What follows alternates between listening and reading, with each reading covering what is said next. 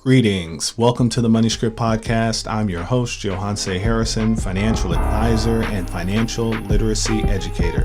In each episode, you'll hear incredible interviews and get tips and strategies that you can implement into your daily life to help you improve your money script and grow your wealth. Thank you for taking some time with me today. Let's get into this episode of the Money Script.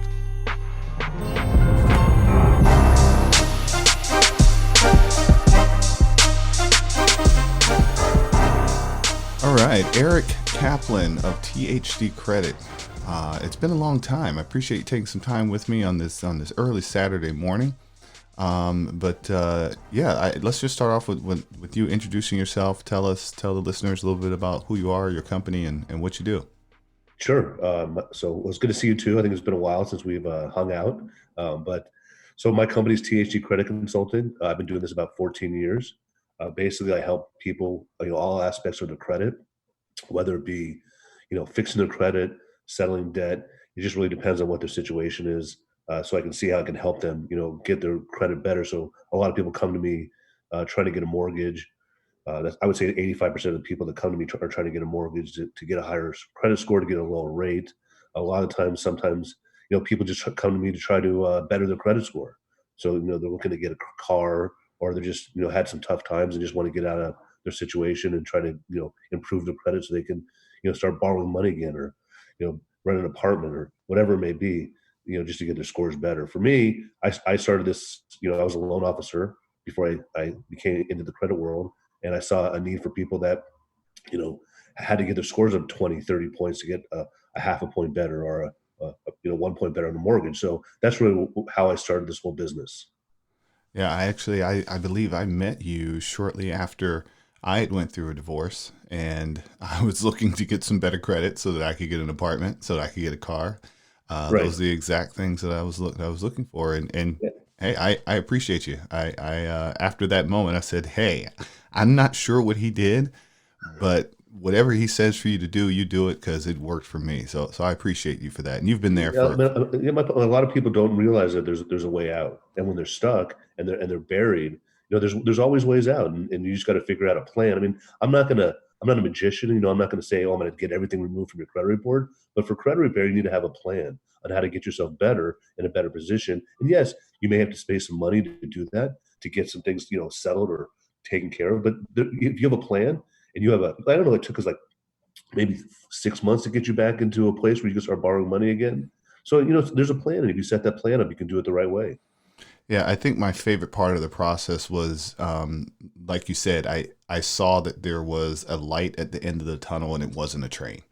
That's Right. what I was most excited about. And you told me, just, hey, you're going to get these letters, make sure you send the letters. And you also told me, start saving up your money for these settlements. And I said, okay. And sure enough, next thing I know, you were calling me, said, hey, you need to pay these people this, these people this, these people this. And you see your score start going up. And I was like, okay. Well, But it's all about setting an expectation, right? So you set the expectation of what you need to do, and you put that plan together. Like anything you do, investing and whatever it may be, you put that plan together, and you will see you'll start to better yourself down the road. It just takes a little time. just takes a little time. You're correct. So now there's been credit has been in the crosshairs of a lot of the news stories. I know the virus is taking up a lot of the news, the airwaves right now, but I just saw a story the other day about how the Social Security Administration put out a message saying, hey, we will not call you and tell you that your Social Security number has been stolen or something. We're not going to ask you to pay us money and things of that nature. You also had just resurfaced in the news this whole deal with Equifax. Supposedly they owe me $125 or something for losing my credit profile, or getting my credit profile jeopardized.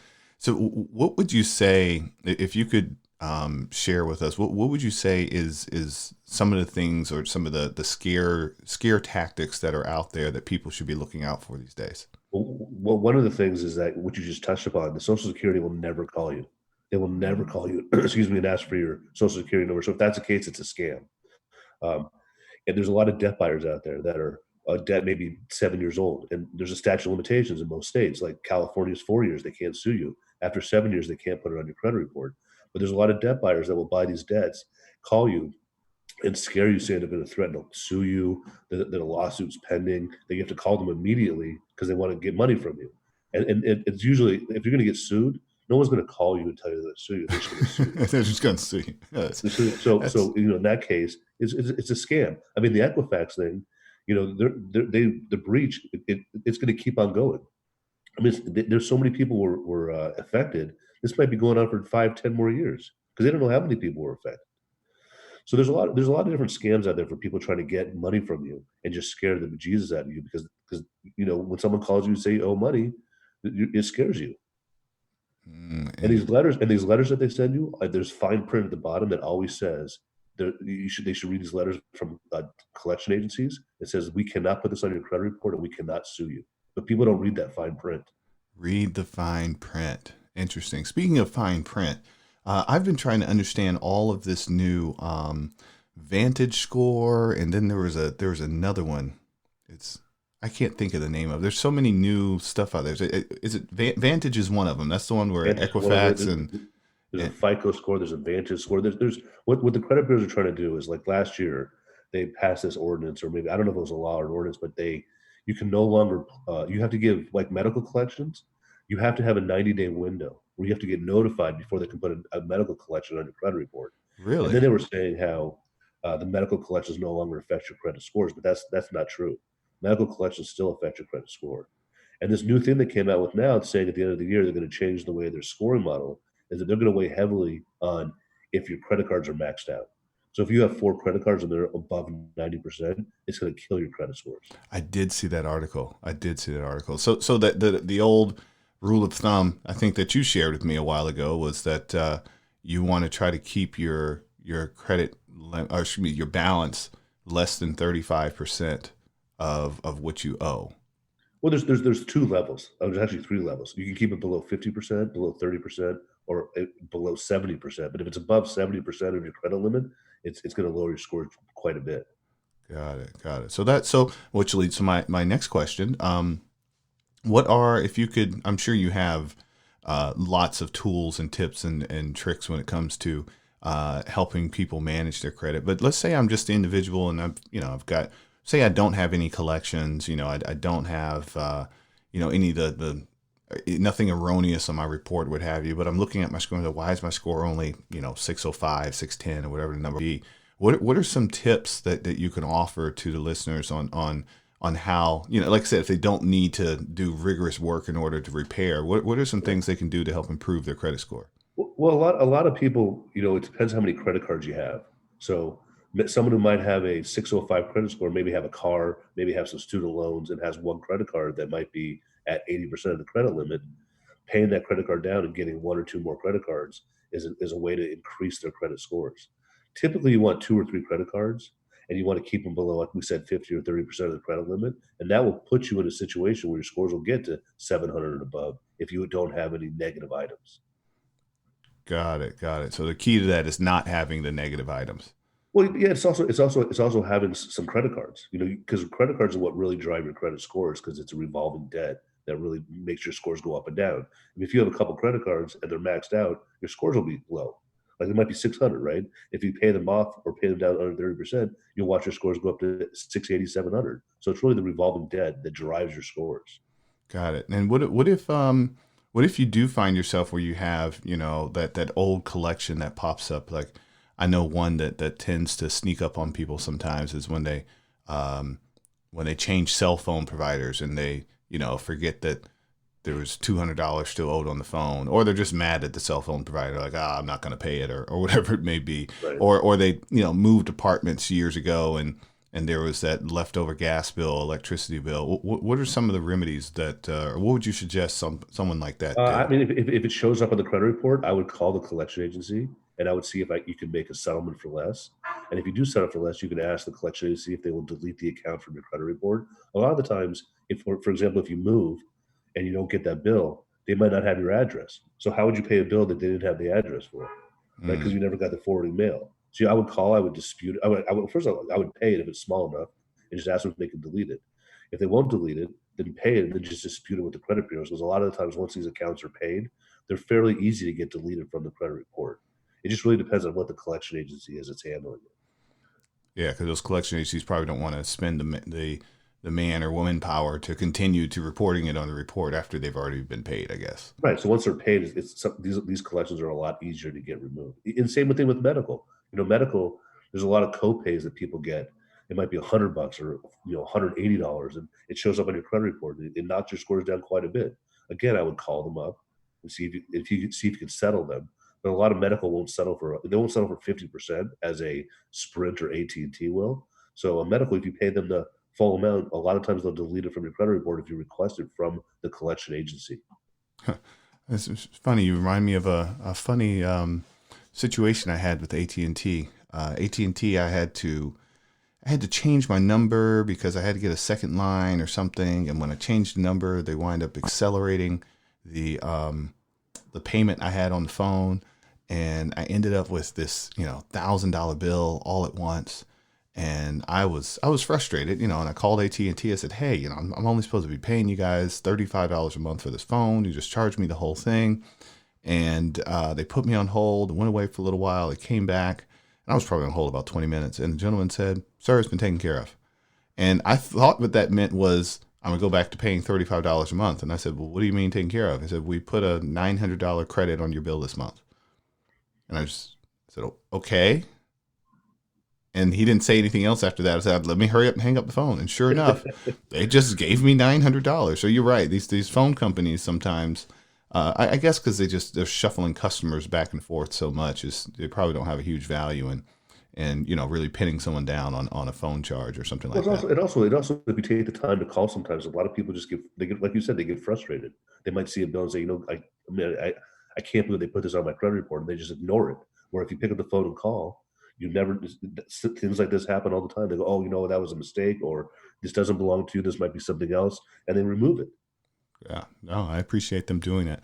Now, for when it comes to credit scores, and with this new Vantage score that's coming in, a lot of clients are saying to me, "Hey, my FICO, I go on Credit Karma, and my FICO says it's, I don't know, 700, but then when I look at this Vantage score, it's saying 650. Why are people seeing different scores between those two Well, first of systems? all, Credit Karma is a great place to see what's on your credit report, but the score is usually never that accurate. And I think it's Mm, just because they have a very different scoring model. And I don't really know what their scoring model is, but like if you look at a mortgage credit report or an auto credit report or even an Experian credit report, it's always different than Credit Karma. So I just think Credit Karma has a different scoring model. Whereas a mortgage credit report, they just take into things. There's different factors they look at compared to like a consumer credit report. Where a consumer credit report is an Experian report, like a like Equifax report, a TransUnion report, and those are usually a little bit higher than a mortgage credit report or an auto credit report. Or even if you get like from Capital One as Credit Wise, that's always different because they're oh all yeah, different scoring yeah. models. I use CreditWise. CreditWise fool me sometimes because I'll look at CreditWise like, whoa, I like this score, and then I'll Right. go look on my when I log into my mortgage. They're like, look at your credit score. I'm like, oh, that's no, that's not me. Right. Because they're all using different scoring models. And really, I've been doing this a long time. I couldn't even tell you why they're so different because there's just so many different types of scoring models. I mean, like for example, I could have a 740 mortgage credit report and go get a car and it shows 700. Mm, And so there's just different factors they take into consideration. got it, got it. Now, when someone does have, let's say, someone has one of those. Uh, Something that they think that's not real or not theirs, and let's or maybe it's multiple things or something where they know that they've had some bad habits in the past and they've got a long list of items on their credit report. I mean, that can be a lot for one person to handle. Can you share with us a little bit about what your company does and how it Sure. helps that individual? Again, really depends on what the situation is for each individual because everyone has different situations. But usually, it depends what the negative items are. There's ways to get certain things off the credit report, even if they were legitimate late payments, even if they were legitimate collections. There's ways to try to prove through the credit agencies that that account belongs to them, that that account was actually a legitimate late payment. And so, our goal is I know we're not going to get everything off someone's credit report, but our goal is to get their credit scores back to a point and show them by getting some things off the report and also by educating them on how they can get their scores up. Because there's a lot of times, people just don't know what to do to get their scores up. So we take the time to review the report. usually for us, it takes anywhere from 30 to 90 days to get their scores up. And then we can try to advise them on what they can do to better their scores. And for us, we try to get as many negative items off the report as possible. And if there's collection accounts, or if there's charged off credit cards, we try to show them we can sell this stuff sometimes for 30 cents on the dollar, and sometimes it's 50 cents on the dollar. It just all depends on who the charge off is with, whether it's with American Express or Citibank. We just need to review that to let them know what can be done. And of course, you've been doing this for years and years, so you probably have a pretty good barometer as to what some of the lenders and some of the creditors will That's not do. all. I can tell you when I look at it. Give me 30 seconds, I'll tell you exactly what they'll settle for. Oh, it's funny, Eric, you were the one that taught me, and I've shared this with clients over and over again, because even though being in the finance business, I was always on the investment side and the, financial planning side of things, didn't know a lot about credit. And you were the one that taught me that these collection agencies, they're paying sometimes 10, 15, 20 cents on the dollar. And then they have some sort of arrangement with whomever they bought the debt from, where it's like, okay, whatever we collect, you keep, you pay us the 20%, and then you keep 50% of whatever you collect over that. And it always put me into a mindset after that, if I meet someone that has a collection agency, or if I ever found myself in a situation with a collection agency, it's like, okay, your job is to get paid to collect this debt.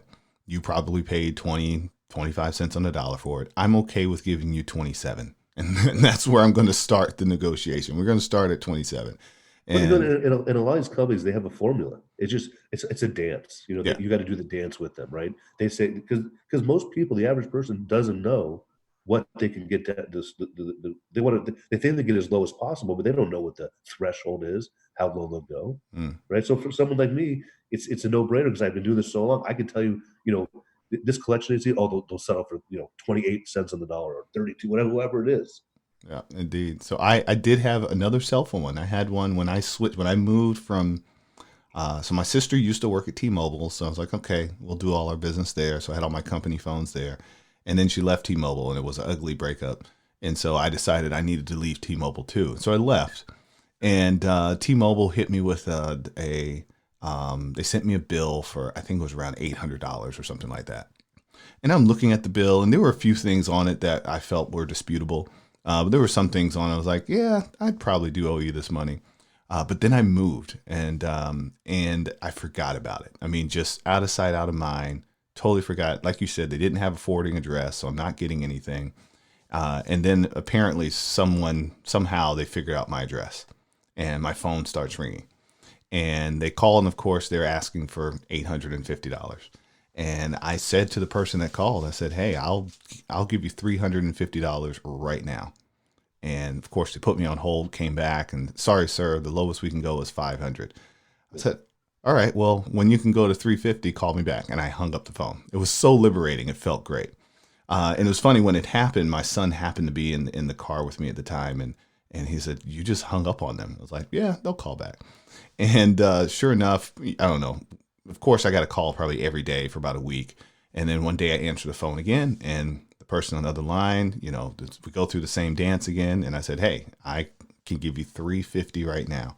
So she comes back to the line after putting me on hold, and she said, I'm sorry, the lowest we can do is 425 or something. I said, 350 is as high as I can go. Call me back later. A couple weeks go by. They call again. We go through the same dance. And now it's like December 27th or something like that. So it's the end of the year. The person that calls, I said, hey, let me guess. You get a bonus based on how many of these things you close in the day. And they started to stutter a little bit. So I was like, it's okay. I know how it works. And I said, the last woman offered 425 or whatever she offered. I said 350. I said, but you know what? It's after Christmas. I'm feeling good. I'll go up to 385. Sir, I'm sorry. The lowest I can do is 425. I was like, guess you're not closing this out today. Hung up the phone. 5 minutes later, they call back. And it was a different person. Hey, you just spoke with somebody. We can't do 385, but we can do 390. I said, are you ready to take my credit card number? Right, exactly. And then like that, it was gone. And I thought that was.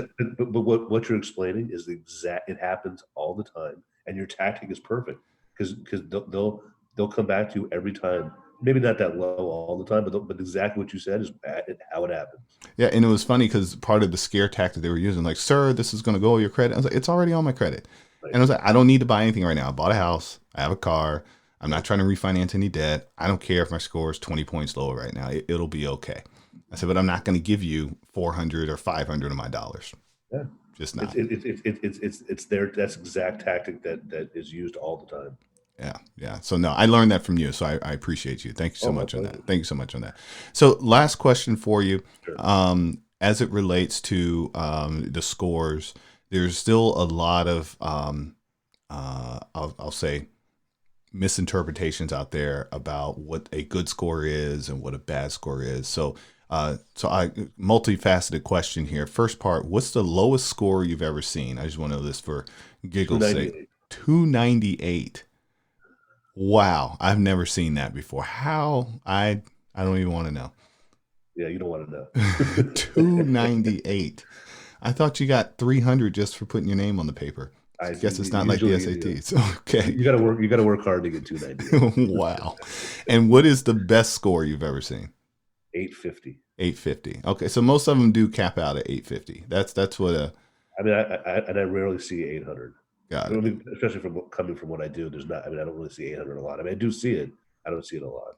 Got it. So what would you say is what is the number where once you get below, it's really detrimental to your ability to borrow? Well, it depends. I mean, if you're if you're an FHA mortgage, you need 620. I mean, you can get away with 580. I would say if you're below 600, you got some issues. If you're above 650 for getting a car wise, that's good. But for mortgage purposes and never having issues and getting tier one, you want 700 or above. Now you just said a new term there, tier one. What do you mean by tier one?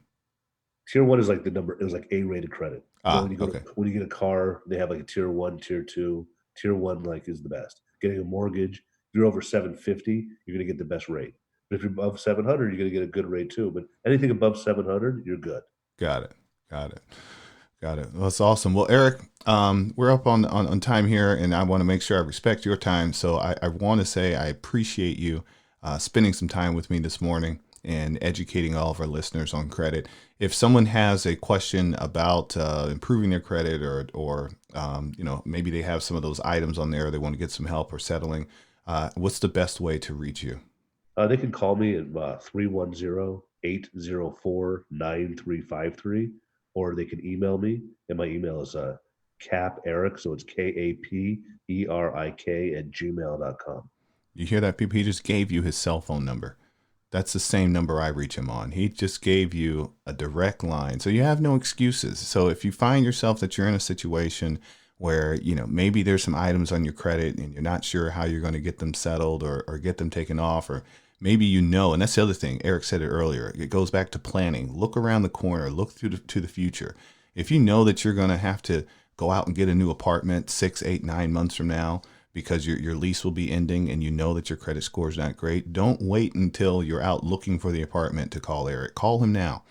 And maybe you can start working on getting yourself in a better situation, a better credit profile, because the thing about having good credit is they give the good rates and the low rates to the people that have good credit, which means they over time pay less for the same items that someone with poor credit buys as well. Okay, make sure if you didn't get that, rewind it and listen to it again. Remember, the people, or I'll say it again, the people who have good credit scores get lower interest rates. Therefore, they get to pay less for the same items that someone purchases with a bad credit score. So the person with a bad credit score continues to get punished financially, and sometimes long term. A mortgage could be 30 years. Your car could be 4 or 5 years.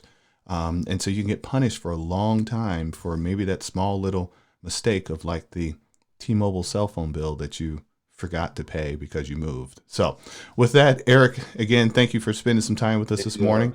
And I'll make sure we check him out. I'll make sure I put your information down in the comments as well. And we'll talk soon, because I'm sure I'll have someone else that'll want to talk to you in the near future.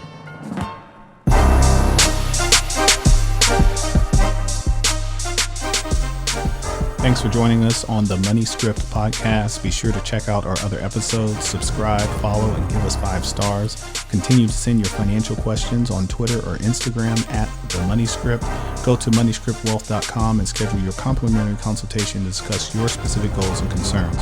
Financial advisory and investment management services are offered by Money Script Wealth Management PLLC, a registered investment advisory firm registered in the state of Texas and California and other states where exempt. The Money Script LLC and the Money Script Wealth Management PLLC and guests of the episode may have interest in the investments mentioned today. The opinions and views are expressed here are for informational purposes only. This material is educational in nature and should not be deemed as a solicitation for any specific product or service. All investments involve risk and a significant loss of principal. The Money Script nor Money Script Wealth Management offer tax or legal advice. Please consult your tax advisor or attorney for specific advice about your situation. Until next time.